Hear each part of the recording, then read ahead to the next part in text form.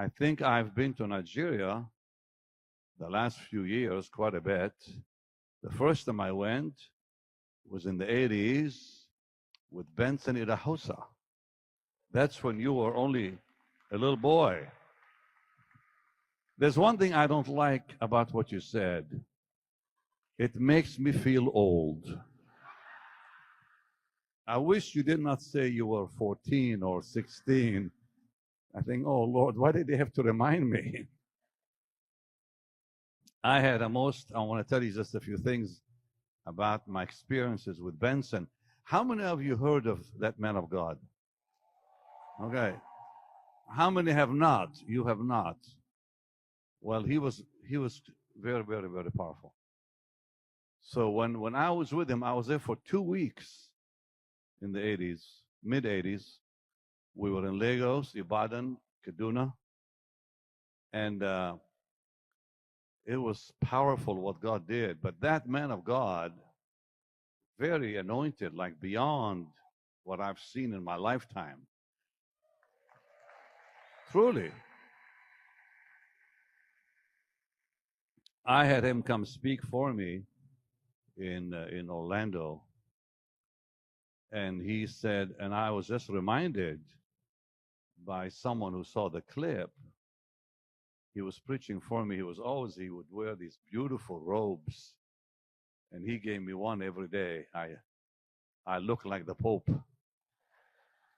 One day it was a blue robe, the next day it was yellow, the next day it was green and yellow and blue. And it was wonderful because it was so hot in the meetings that all to do to get cool is just do this. Get some air flowing, you know. But Oral told me this now. I didn't see this part. But the president of Nigeria at the time had said to Benson, he said, we need rain. We have not had rain. Now, Oral Roberts was with him that day in Nigeria. And he said to the president, you will have rain in 2 hours. It had not rained for months. He said, you will have rain in 2 hours. And Oral said it poured in 2 hours. You just don't see that. But that man, I will never forget. He prayed for a young man with asthma. We were sitting at what is called you were with me, a phone center. A phone center is the old things where you put all the plugs in the old-fashioned stuff, So you had to wait a little while before you got a call. So this young man comes in, gets on his knees and says, Papa, I have asthma. And Benson said, open your mouth, and he did. And I never seen this in my life. He slapped that man.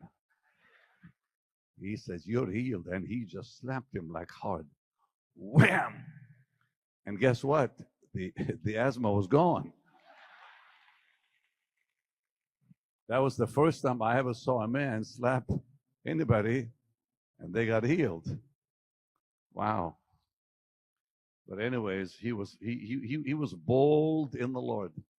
But the most amazing thing we saw with him, Jim, come here a second. You were there. They probably won't even believe this one. Jim Sornero has been with me how many years now? December will be 37 years. He's a saint, this man. So we are flying to Kaduna. We get to the airport, and how many of us were together with him? 10 of us, or maybe more. He gets to the airport. Now, nobody has a ticket. Not one of us has a ticket. He gets to the airport. He stops the plane from flying out to Kaduna. A plane was ready to take off, full of passengers. He goes to the pilot. He says, you're not going anywhere. And he kicks all the passengers off the plane. Huh?